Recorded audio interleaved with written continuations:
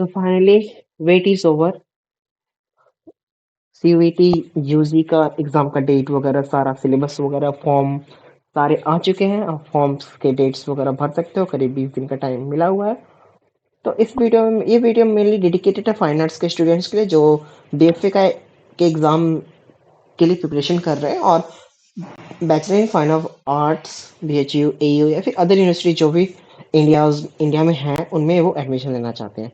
So basically इस video में particular syllabus की बात करेंगे जो फाइन आर्ट्स के एग्जाम्स में 2024 के सीयूईटी यूजी में आएंगे।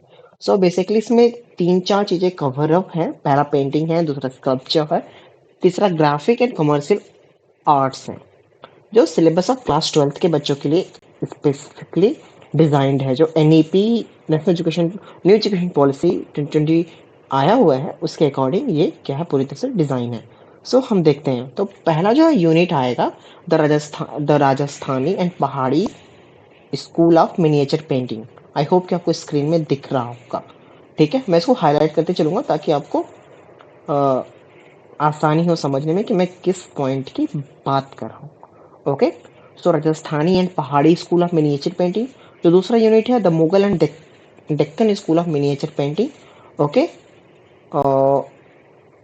तीसरा है the Bengal school and cultural nationalism. ठीक है,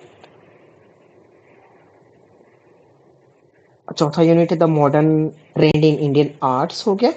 ठीक है, इस पे हम देखेंगे जो अब जो नीचे जो टॉपिक्स हैं उसको एलोबरेट करके इस सिलेबस में दिया हुआ है।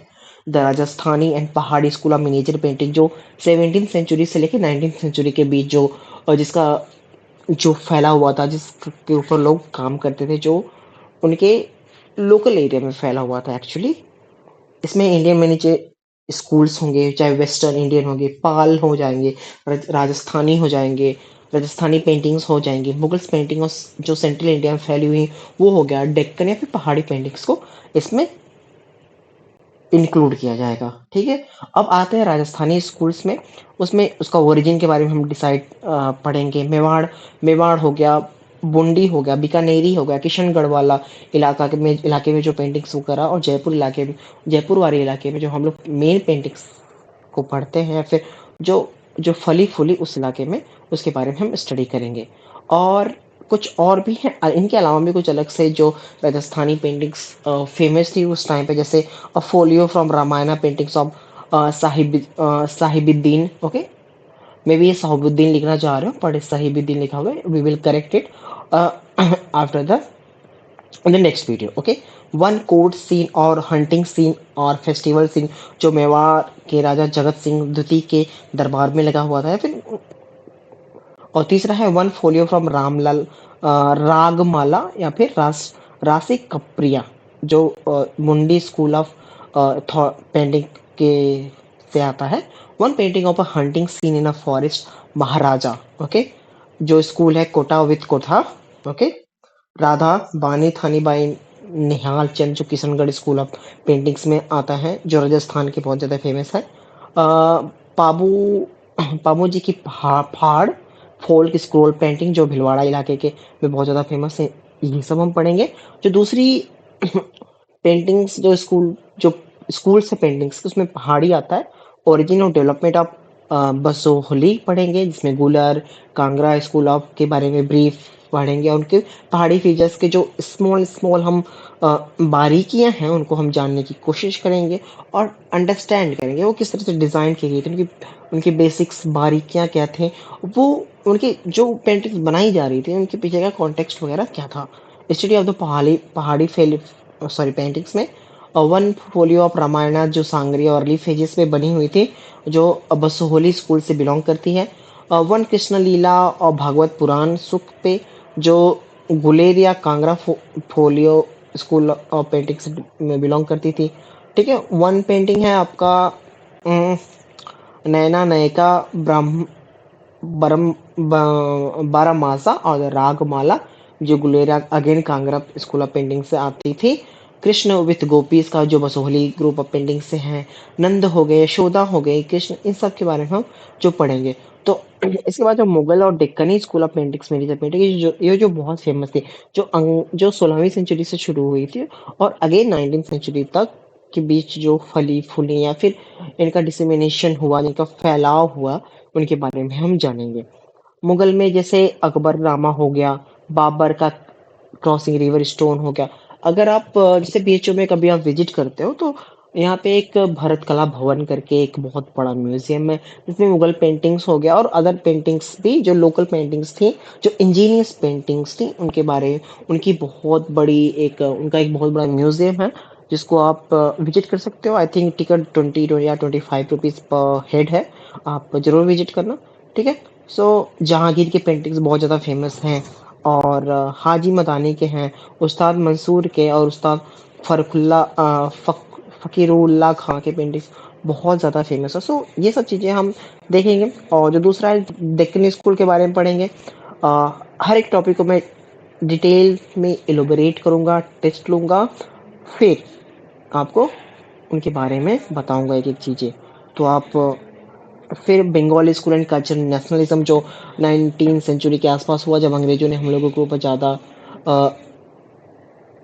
हम लोगों के ऊपर अ, दुख तकलीफ देना शुरू किया, हमारे ऊपर बहुत ज़्यादा टॉर्चर करना शुरू किया, है ना? सो उन सब के बारे में भी है, जैसे गालिब की पोएट्री पेंटिंग है जो एम आर चुगताई जी ने लिख बनाया हुआ है। राजा रवि वर्मा की बहुत फेमस पेंटिंग्स है। अविंद्रनाथ टैगोर जी एक बहुत बड़े उस टाइम टाइम के एक बहुत बड़े चित्रकार थे, उनके बारे में हम पढ़ेंगे।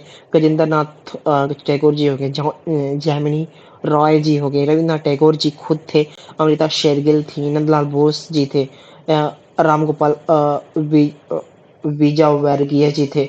सो नेशनल फ्लैग उनका सिंबॉलिक सिग्निफिकेंस हो गया, उनके फॉर्म्स, कलर्स, इट्सेट्रा, उनके रेशियोज वगैरह हम हर एक चीज को देखेंगे। फिर कुछ मॉडर्न यूनिट जो 4 है, उसमें कुछ मॉडर्न ट्रेंड्स जो इंडियन आर्ट इंट्रोडक्शन में बताया गया, जैसे मदर टेरेसा का जो एम एफ हुसैन जी ने बताया था, जो काफी कंट्रोवर्शियल है, बट आप उनको फॉलो कर सकते हैं। As artist you should not look into the controversial part of any particular topic. You should be open minded to absorb any idea, any concept, or any thought process to know to improve yourself, to increase your horizon.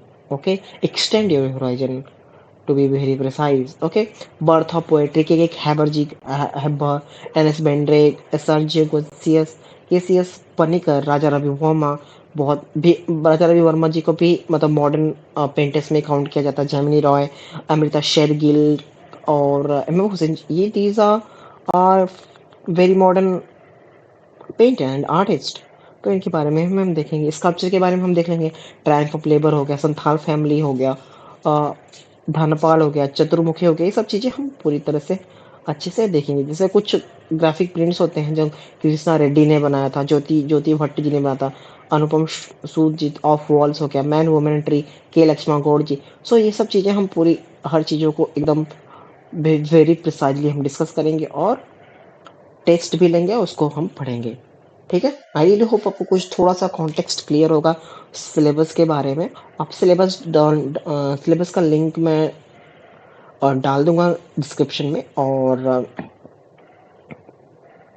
और आप इसको NTA की website से भी आप download कर सकते हो। और मैं एक छोटा सा कोर्स भी शुरू करूंगा, उसका प्राइस एकदम बहुत नॉमिनल होगा, जो जो अंडर 500 ही होगा। आप उसको पे करके हमारी इस पार्ट में हो सकते हो। और मैं आपको पूरी गारंटी लेता हूँ कि ये जो कोर्स इतना बढ़िया डिज़ाइन किया होगा, तो आपको 50 क्वेश्चन आ रहे हैं, सो डेफिनेटली ये रंगना आप इजीली 45 से लेके 50 के बीच आप करेक्टली सही करोगे। क्योंकि मेरे जो लास्ट स्टूडेंट थे, बहुत सारे कई सारे स्टूडेंट थे जो 50 में 50 पूरा, 50 में 48, 50 में 47 इतने क्वेश्चन सही करके आए हैं, और मेरे पढ़ाई स्टूडेंट आज भी बीएचयू में पढ़ रहे हैं। सो हम मिलते हैं आपसे next video with unit 1। We will see you soon.